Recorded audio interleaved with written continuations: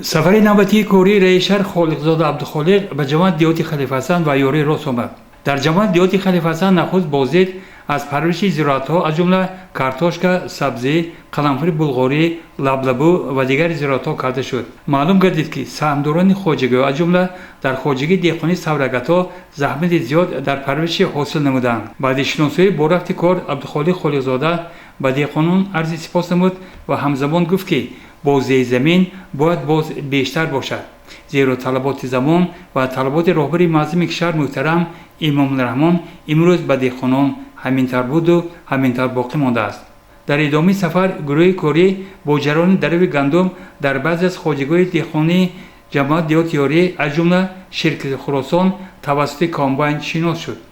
اینجا رئیس شهر برای رویاندن حاصل خوب و میخانی کردن درو حاصل اظهار سپاس کرده تاکیدهای سرای دولت بابت تامین امنیت عضوخواری و از یک زمین گرفتن دوسیه حاصل را مخصوصا تاکید نمود. با غنچین حاصل و ریختن گندم زرین نگریسته اینجا سیمفونی مهنت به خاطر می آمد و در اگزام نداد که اگر به زمین واقعا هم توجه داشته باشید زمین البته دری سخاوت خیش را برای شما باز می کند. ما همین دروبری جناب عالی منتدار هستیم که برای که همین ما صاحب زمین شدیم همین میدونیم که همین زمین ما استفاده میبریم. من همین گندم دورده میگیریم خدا اگر خواهد تنی ساعت خاطر جمع کرده پیش بعد مکهی جواری میکنیم. من همین دویم حاصل میشه. در خواجگی دهقان مهنت آباد نیز رئیس شهر خالقزاده عبدالخالق و هیئت همراهانش شاهد نبض مهنت الهام بخش گردیدند. اینجا هم سهامداران متشکل بودند و باوری هم داشتند که حاصل دلخواه به دست میارند. من شکر حسنیدین. من در این خواجگی مهنت آباد فعال میکنم.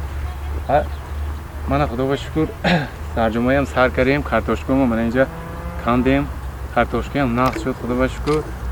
بازار خوجاند به روی کراسیم، بازار خودمون هم آباد.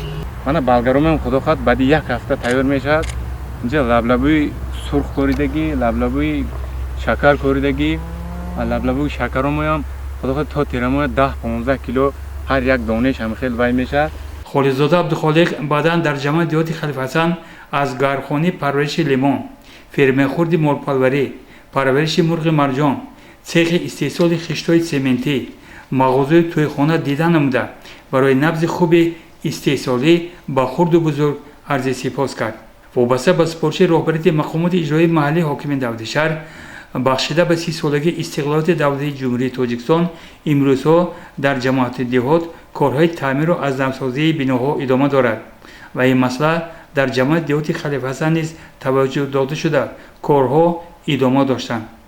باور داریم که بازدید رئیس شهر خالقزاده عبدالخالق و جماعت‌های دیهات و مصلحت‌های سودمندش و وسعت کارهای آبادانی و بخشیده به 30 سالگی استقلالیت دولت جمهوری تاجیکستان مساعدت خواهد کرد.